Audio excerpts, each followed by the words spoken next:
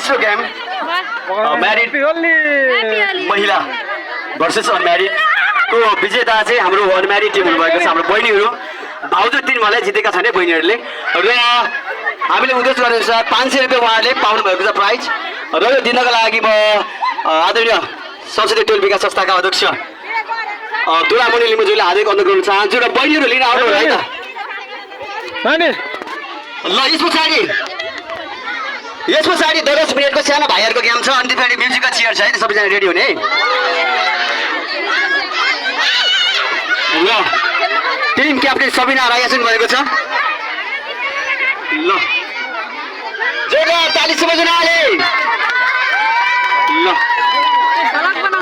यसपालि म्यारिड टिमले जित्छ कि भनेको यसपालि पनि आलु खाए। ल बधाई छ बहिनीहरूलाई र अब भने पालो भएको छ सानो बुढाबुढी टिम खेल्ने अरे।